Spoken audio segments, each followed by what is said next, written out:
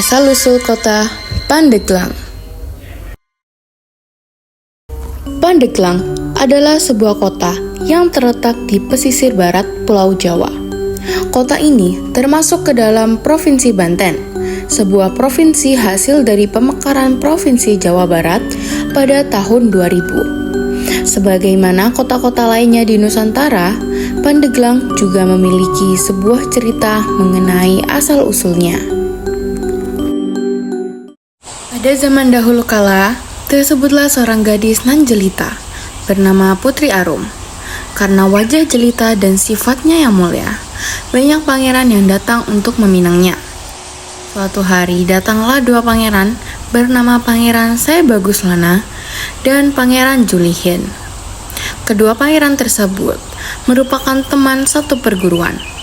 Hanya saja, kedua pangeran itu memiliki sifat yang saling bertolak belakang. Kedua pangeran tersebut memiliki paras yang tampan dan menawan, serta tubuhnya yang kekar. Namun setelah Tuan Putri melihat keduanya, Putri Arum memilih Pangeran Sai Baguslana untuk dijadikan kekasihnya.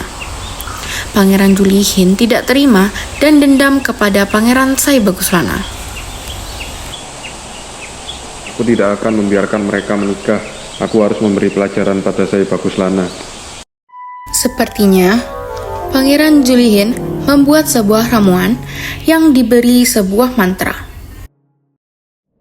Dan Sai Baguslana, Julihin, apa yang kau... Pada hari itu juga, tanpa menunggu lama, Pangeran Julihin menyiramkan sebuah ramuan yang telah dibuatnya dan diberi mantra ke arah wajah Pangeran Sai Baguslana.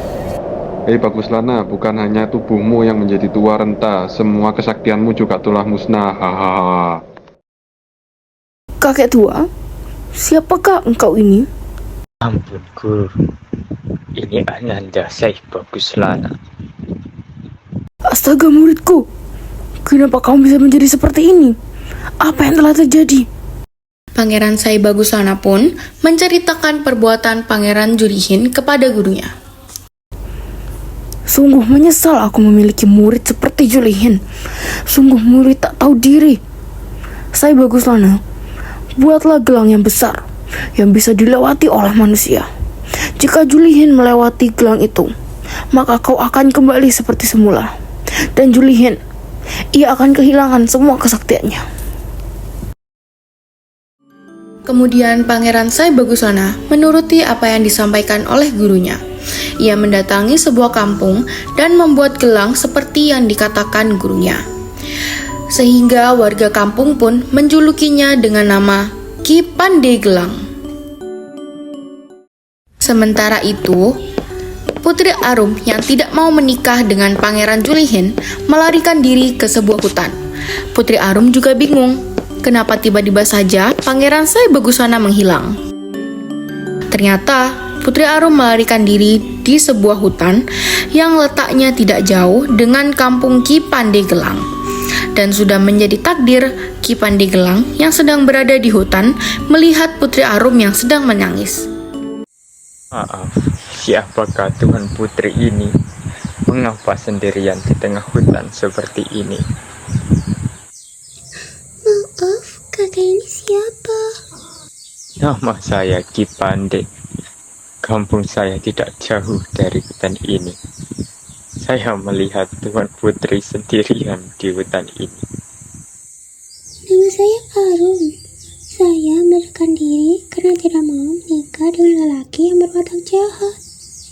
Putri Arum menceritakan tentang calon suaminya yang tiba-tiba saja menghilang, serta Pangeran Julihin, lelaki berwatak jahat yang memaksa dirinya untuk menikahinya. Ki Pandegelang alias Pangeran Sai Baguslana tentu saja sejak awal mengenali Putri Arum. Ia memang sengaja menyembunyikan penyamarannya. Ki Pande sepertinya sudah menemukan jalan keluar. Tuhan Putri, sebaiknya Tuhan Putri terima saja lamaran Pangeran Julihin. Tetapi, berilah syarat agar Pangeran Julihin melubangi sebuah batu keramat di pinggir pantai batu itu. Harus dilubangi sehingga bisa dilewati manusia dan berilah waktu itu selama 3 hari saja. Hanya itu, Pangeran Junihin pasti bisa melakukannya dengan mudah. Ya, benar sekali. Tetapi melubangi batu tersebut itu dalam waktu 3 hari akan membuat setengah kesaktian Pangeran Junihin menjadi hilang. Setelah itu, serahkan kepada hamba. Pangeran Junihin pasti akan dikalahkan. Baiklah kalau begitu. Untuk mengatur strategi, sebaiknya Tuhan Putri ikut ke kampung saya. Warga kampung saya sangat ramah dan baik. Meskipun tidak terlalu jauh, perjalanan menuju kampung Kipande ternyata harus melewati perbukitan. Putri Arum terlihat sangat kelelahan. Sesampainya di kampung, Putri Arum yang kelelahan pun pingsan. Seorang warga segera menolongnya. Ketua kampung pun memerintahkan seorang warga mengambil air dari batu cadas di bukit. Dia akan sembuh jika meminum air yang keluar dari batu cadas di bukit. Kamu segera ambilkan air yang mengalir dari batu cadas di bukit sana. Baik, Ketua. Seorang warga yang diperintahkan ketua kampung itu segera mengambil air jernih yang keluar dari sebuah cadas di bukit. Tidak lama berselang, Putri Arum sudah kembali siuman. Sejak saat itu, warga kampung menjuluki Putri Arum dengan sebutan Putri Cadasari. Setelah mengatur strategi dengan Kipande, Putri Arum segera kembali ke istana dengan diantar oleh beberapa warga kampung. Sesampainya di istana, Putri Arum memanggil Pangeran Junihin dan menyampaikan syarat yang harus dipenuhi oleh Pangeran Junihin. Hanya berlumbangi batu itu sebesar manusia, itu sih gampang, apalagi dalam waktu 3 hari. Sementara itu, Kipande yang menyiapkan gelang besarnya pun mengintip Pangeran Junihin yang sibuk melubangi batu keramat dari kejauhan. Hanya melubangi batu. Ini pekerjaan enteng dan sekarang saatnya aku menikah dengan Putri Arum. Pangeran Junihin yang gembira bukan kepalang itu segera ke istana menemui Putri Arum. Di saat itulah Kipande memasang gelang raksasa di lubang batu tersebut. Putri Arum juga melihatnya. Pangeran Junihin, aku tidak melihat batu ini telah berlubang. Apa lubang sebesar ini kamu tidak melihatnya? Jika batu ini sudah berlubang, cobalah melewatinya. Jika kamu bisa melewatinya, maka batu ini memang berlubang. Baiklah, aku akan melewati lubang itu, ada-ada saja. Ketika beberapa langkah melewati lubang batu itu, Panas sekali.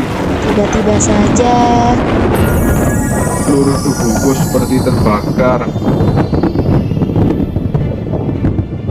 Pangeran Junihin yang kesakitan semakin terkejut.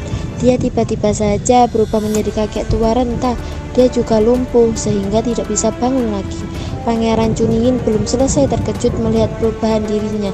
Pangeran Sai Baguslana pun datang. Putri Arum pun juga tidak kalah terkejutnya. Kakanda saya Baguslana. Baguslana, kenapa kamu bisa kembali seperti semula?